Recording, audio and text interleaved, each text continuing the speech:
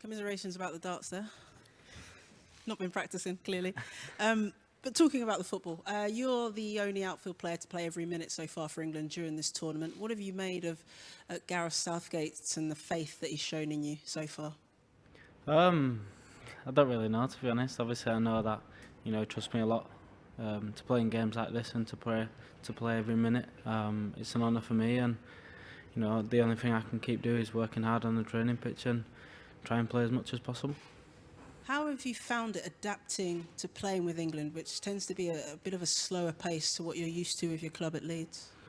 Well, I'm not too sure about that, to be honest, because at Leeds, we play football 100 miles per hour, but it's just the quality. Obviously, training with the lads every single day, the quality is, it's top class every day, and there's not one day where the quality might dip or anything like that. So it's just getting used to playing with unbelievable players, and obviously, and I'm enjoying it as well. So 2 goals scored for England so far. How do you score more? Be more confident when we're on the ball, maybe. Take a few more risks. Me personally as well, and I feel like once we do start scoring, I feel like we'll get a few more as well.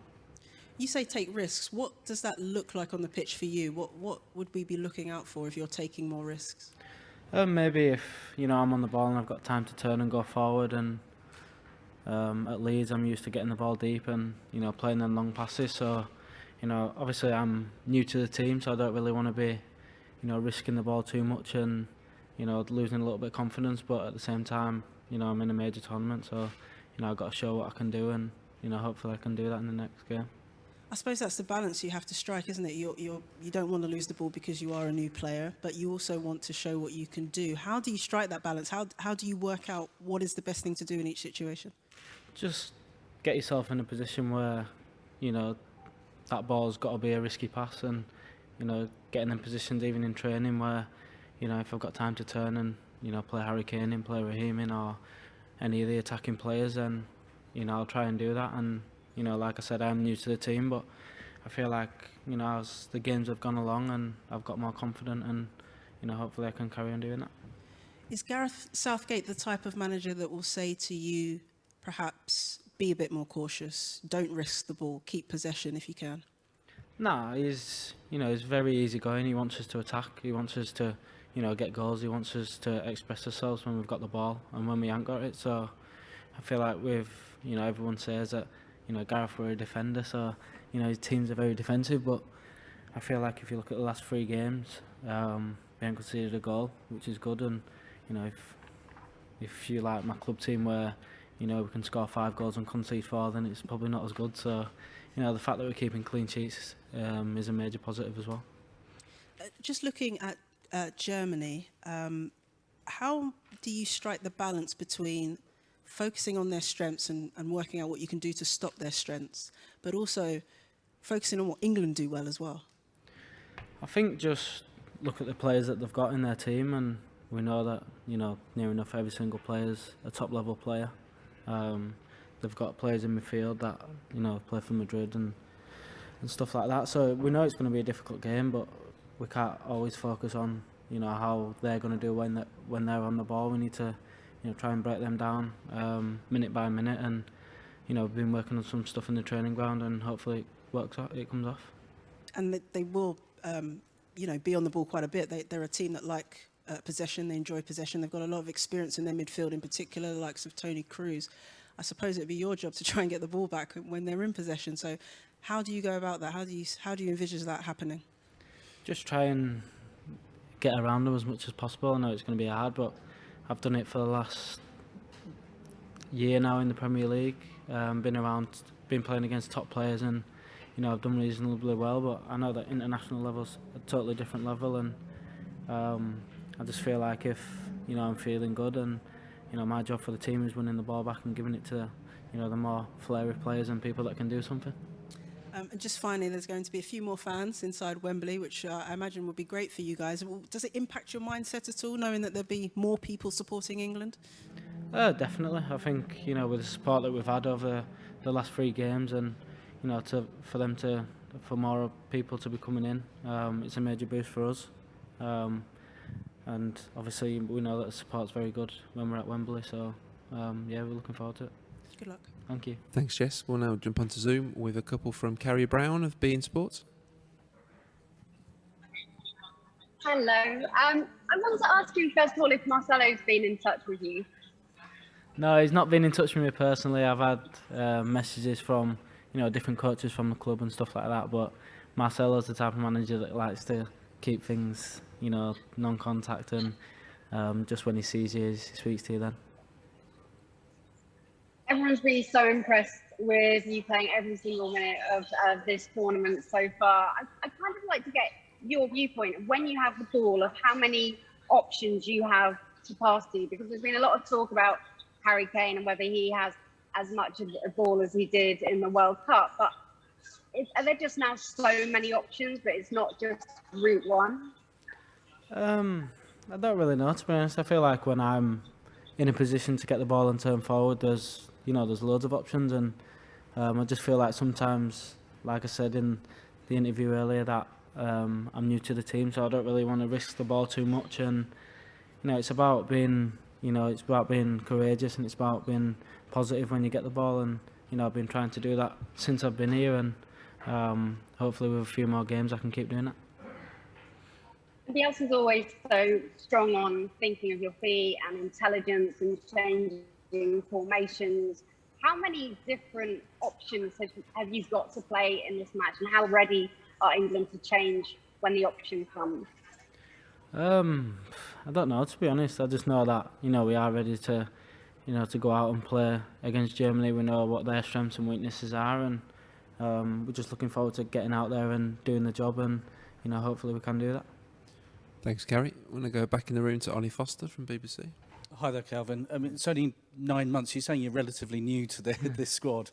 Only 9 months since you made your debut. Are you exceeding your own expectations at this tournament so far, as we've talked about playing in all 3 matches for every minute? You could say that. You could say, if I thought about it 9 months or even before 9 months ago, if I was going to play as much as I have for England, and especially in a tournament, I wouldn't have agreed with anybody. But the fact that I'm here now and I'm doing it, it's a testament to myself, but to the manager and the coaching staff as well, and I'm very happy to do that. I mean, starting against Croatia was special, then the Scotland game was special in its own way, the Czechs topping the group, but Germany, that's another step up, isn't it? What would it mean to you personally to be going out there and starting again and being involved in this match? I'd be very happy to start the game. Obviously, it's it's an honour. It's always an honour to play for England, and especially in games like this. I know obviously the history of the England-Germany games, but I just feel like it's another game. It's another game, and obviously Germany are a good team. So, like I said, I'm just looking forward to it. You talked about the work you've been doing this week in the build-up. Jordan Henderson comes into play for half that game. Came on for Declan Rice. So, if Gareth sets you up the same way, that's a 3 into 2 kind of situation. How does that affect you in training and the way do you think, right, I've got to step up here again? Not necessarily. I just every day go out and try and do my best, and Jordan's been training with us for the last 2-3 weeks now, so it's not new to see him coming back in, and obviously I expected Jordan to come back into the team because he's such a good and vital player for England. I just feel like obviously whoever gets a nod and whoever doesn't, will be there to support each other, so that's the main thing. But you think you've clearly done enough to be in the mix, and what you've done over the last few days as well in training? Hopefully. One of my main targets was to play as much as possible in this tournament and to play the first 3 games every minute. It's great for me, and I don't want to stop now. I want to carry on going. You've talked about giving those attacking players the ingredients to go out and express themselves. Is there an acknowledgement from you all as a group that you haven't done that yet properly? Obviously, we know that there's not been, we've not had many chances on goal, or have not been many goals scored, but I feel like, in these type of games, it's down to one chance, and, like it has been in the win against Croatia and, the win against Czech Republic, it's, a couple of chances, and if we can be clinical in them chances, then it doesn't really matter how many chances we create as long as we win the game. Robin Gosens and Kimmich have been getting rave reviews for bombing down at wing back. In your position, how do you counter that? What's it like coming up against that formation from players at the very top of their game who have clearly been making a difference so far at this tournament? I'm not too sure. I don't really make much of it. Obviously, I know that Germany have done well throughout the group stage. They've got excellent players. And I know that Kimmich and Grossen have been doing very well in the last 3 games. So we know that they're going to be a threat, and it's just a matter of neutralising them in the game, and hopefully we can do that. Just finally, we had this rather sad sight today of poor old Ben Chilwell and Mason Mount having to do their own thing on an adjacent pitch. Mason, a key part of that midfield 3 when the first 2 matches. How difficult has that been for everybody, really? Yeah, it's been difficult, obviously, for both Ben and Mace and the full team. I feel like, they was absolutely gutted when, the news came out that they had to isolate for 10 days. So it's always going to be, a thorn in the side when we're missing quality players like that. But we've obviously had good players that have come in and done the job as well. So, the fact that, Mason, Chile are, near enough back training with us, we're looking forward to having them back, and hopefully they can be involved. Thank you. Thanks, Ollie. Now go online to Graham Smythe from the Yorkshire Post. Hi, Kalvin. Have you had much interaction with your Leeds teammates at the tournament? Thinking about Robin in particular ahead of this game. I've had a bit of interaction. I've obviously spoke to Liam during the group stages, and I spoke to Robin as well. But it's not been anything to do with England, Germany. It's been personal reasons, and just asking how he is and how he's getting on. And what about the rest of the squad? Have you had much support from home? Yeah, I always get support from the lads. The lads are very caring and very loving when it comes to stuff like this, and I've had a lot of messages from various different teammates, and it's always nice. Thanks, Graham. Back in the room is Steve Scott from ITV. You've acknowledged the sort of historical rivalry between England and Germany, and I know you'll be told, and anyway, that you play the game, not the occasion. But actually, how easy is it to do that? Personally, I think it's quite easy, because obviously I've not been involved in any of the games in the past. Like I said before, this is just another game for me. It's another important game for obviously the country as well. So, regardless of whether we did well against Germany years ago or whether we didn't, it doesn't really matter now. It's about Tuesday and how we can go forward in this tournament. Have you noticed any change in the atmosphere in the camp since the group stages ended? We're now getting into the business end of the tournament. Is it a little bit more intense? Not really. It's always been very chilled out. It's always been very relaxing, and I feel like because we've been away from home for so long, it's nice to have that. It's nice to just be in a chilled out environment and everyone getting on well. And just going back to you talking about perhaps taking more risks on the pitch going forward, what is it that actually stops you doing that? Is it your instinct? Is it you see your role as defender first and creator next?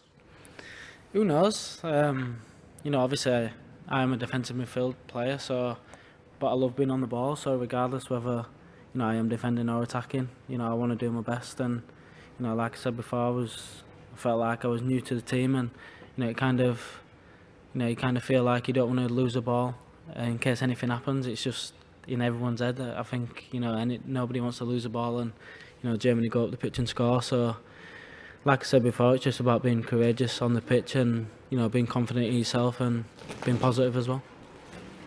Thank you. Thanks, Steve. Before the roof collapses, we'll go online to Matt Reid from Kick Magazine.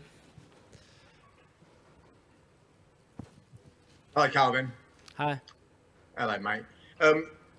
Games like this and big key matches in tournaments are moments in careers that can really define a career, not to put any pressure on. You've obviously already had one of those big moments in the first match where everyone was talking about, and you followed that up now with further performances where you've kept your place and you've deserved to, because you've been creating and breaking up play, and you've been a consistent 7 to 8 out of 10, which must be very pleasing. How conscious are you of the fact that matches like this game against Germany, can be a game which might get played back to you for the next 20 years. And how inspiring is that as an idea of the enormity of what you can achieve in this tournament as a modern icon of football? Yeah, it's just thinking about it now, it gives me goosebumps. Obviously, being able to, be involved in a match as important as this for your country, it's something that obviously you want to do well and you never want to forget. So, the way I see it is I just want to go out there and do my best and, leave everything out on the pitch. And if I do that, then, I'll come off it with no regrets. Thanks, Matt. We'll stay online. We'll go next to David Alaves. Hi, how are you? In your area in the pitch in Germany, you might have Toni Kroos, and he's usually the guy that touches the ball more times, gives more passes, moves the ball around all the time. Have you studied him, and what do you find more tricky in trying to get the ball back from him or not letting him play? Thank you. Yeah, obviously I've watched many games that he's played in. I've seen videos on YouTube of how he plays the game, and he's a midfield player that's he's been at the top level for so many years. So I know that when we come up against them on Tuesday, it's going to be very difficult. It's just the matter of fact whether I can stop him, and hopefully I can do that. Thanks, David. We have time for one more in this live section, which will be Scott Wilson of the Northern Echo. Hi, Kalvin. Similar type of question in a way. To what extent, when a tournament's on, Kalvin, do you watch the kind of other games and the other teams and focus on their central midfielders and what they're doing and kind of, so for example, Jorginho and Verratti last night for Italy, do you watch them and see how they're playing and kind of, pick up little things that they might be doing or not doing in the tournament?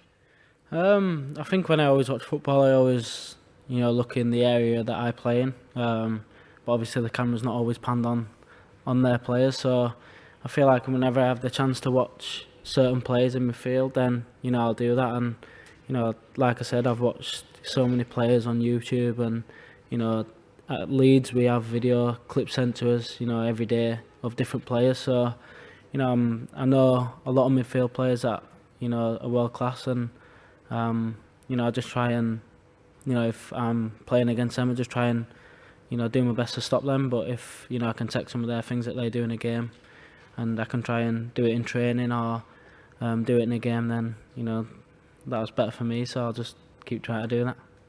Thanks, Scott. Okay, that concludes the live section of today's media conference. We'll now